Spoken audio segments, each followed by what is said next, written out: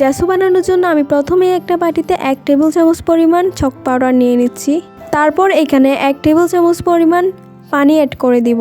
এখন এই দুটি উপকরণকে একসাথে মিক্স করে নিব।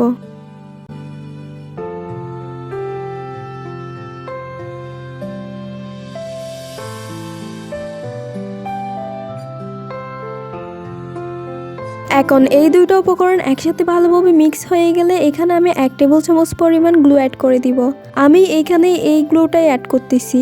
আপনারা চাইলে যে কোনো ভালো ব্র্যান্ডের গ্লু অ্যাড করতে পারেন। এই গ্লুটা তুলনামূলক হার্ড হয় বলে আমি এই গ্লুটা ইউজ করতেছি।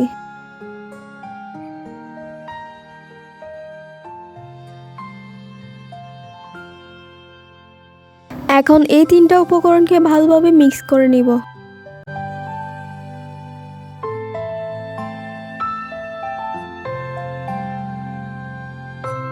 পানির পরিমাণটা আপনারা আপনাদের পছন্দ অনুযায়ী দিতে পারেন। ঘন করতে চাইলে একটু কম আর পাতলা করতে চাইলে একটু বেশি করে পানি দিবেন।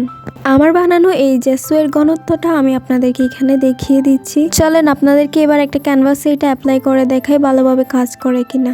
আচ্ছা, জ্যাসু অ্যাপ্লাই করার আগে আপনাদেরকে আমি আমার ব্রাশের অবস্থাটা একটু দেখাই।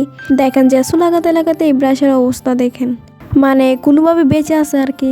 যাই হোক, এখানে জ্যাসু দেওয়ার আগে আমি ক্যানভাসে একটু পানি দিয়ে দিচ্ছি যাতে জ্যাসুটা ভালোভাবে বসে। ও মা, এইটাকে আমি পানি দিয়ে সুন্দরভাবে গোসল করাচ্ছি আর এটা বারবার আমার হাত থেকে ছুটে চলে যাচ্ছে। বোধহয় ঠান্ডার কারণে কি একটা অবস্থা। যাই হোক, এইখানে আমি এক পাশ থেকে জ্যাসুটা ক্যানভাসে অ্যাপ্লাই করে নিচ্ছি।